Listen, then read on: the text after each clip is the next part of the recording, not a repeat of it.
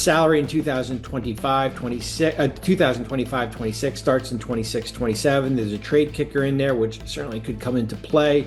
There's a player option. There is a 6-month restriction. So from the time Bridges signs the contract, which probably will be either on Friday or Saturday, it will be 6 months. He will be trade eligible before the February 5th trade deadline for Mikal Bridges. How that impacts New York, it's kind of a two-step process. We saw last year Jalen Brunson took a significant discount.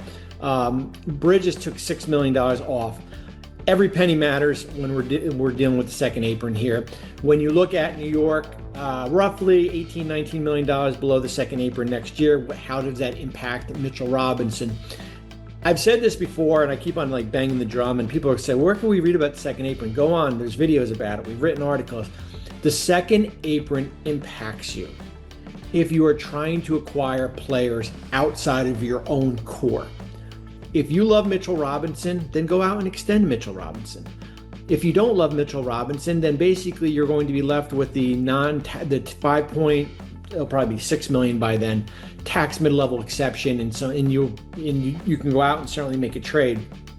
You can dip your toe into the second apron, or maybe both feet in the second apron for a year or two. You can do that because remember, for New York salaries, eventually some of them are going to start. Josh Hart will eventually come off the books here. You will get that flexibility. As I've said, if you want to sign Mitchell Robinson, you can go out and do that. You can certainly look at where they are with Karl Anthony Towns, who's also extension eligible this summer.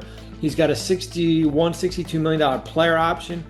Can lower that number perhaps in that year, which is 27-28, and then extend for more guaranteed money. I wouldn't get caught up about the second apron in New York. I really wouldn't, because you've got basically your 8 core players or 7 core players under contract next year, and then you have to make a decision on Mitchell Robinson. And if you go in the second apron, you go in the second apron if you think your team can win a championship. As I said, you don't want to be there for 3 years. And how contracts are structured now, you're going to be able to get back out of there.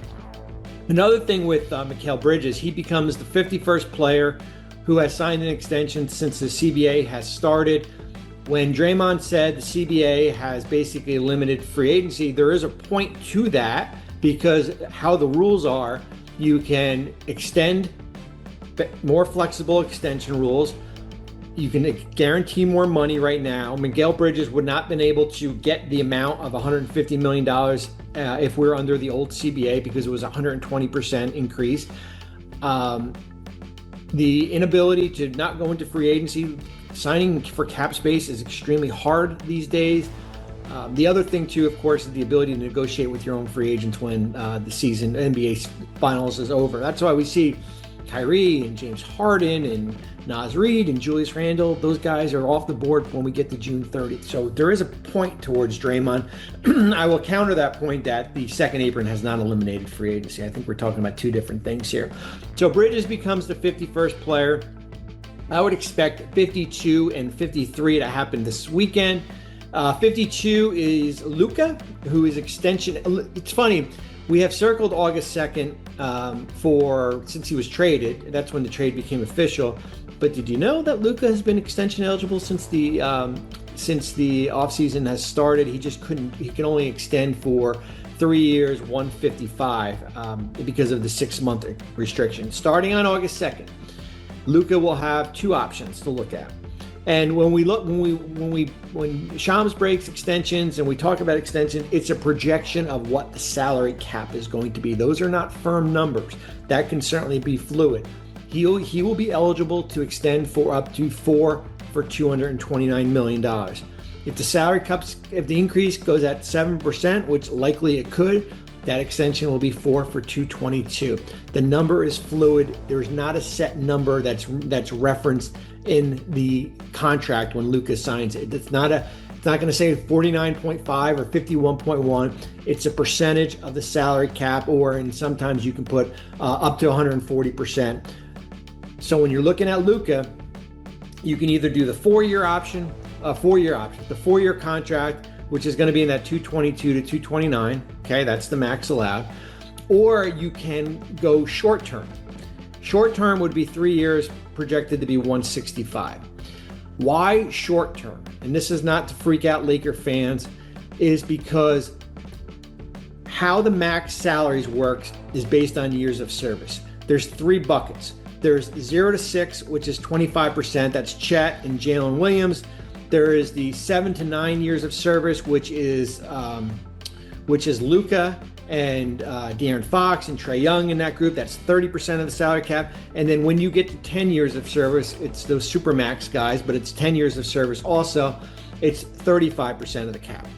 So if Luka did a 3-year deal with a player option in year 3, that would be in the 2028 offseason when he has 10 years of service. So he would be able to sign as a free agent for 35% of the cap with the Lakers or another team. With the Lakers, the number is staggering. It's roughly 5 years, $417 million. The last year is $95 million. The number it just pops at you here.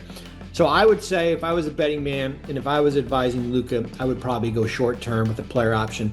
And then basically you'll be able to get everything and then some what you lost when Dallas traded you. The next day is De'Aaron Fox. De'Aaron Fox is eligible, same numbers as Luka. They're both in that 7 to 9 years of service range. 4 years up to $229 million. Potentially could be 222. First year salary, which would be next year, 26-27, would be between $49 and $51 million.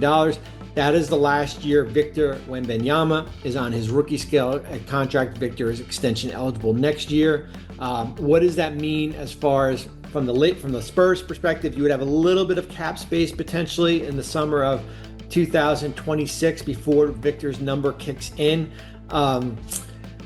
De'Aaron Fox is a really good player. Is he a top 25 player? I don't think so. Is he a max player? That's for the Spurs to determine. Would he be a max player if you already had 2 max? If he was in Denver, would he, based on their finances, would he be a max player? No, I don't. I think you have to be careful handing out $51, $52 million contracts to really good players who are top starter level or who are not an all-star. And that's how I kind of stand. I'm not going to crush San Antonio if they don't give De'Aaron Fox a max contract, but I think everything is kind of circumstantial. Circle back a little bit to the Lakers real quick, and we'll put out some graphics when Luka does extend. Summer of 26 could have potentially $50 million in cap space. Summer of 27, nearly $100 million in cap room. This is without, certainly without LeBron on there. So they'll be able to shape that roster however they want to do. So those are the 2 extension guys to keep an eye on.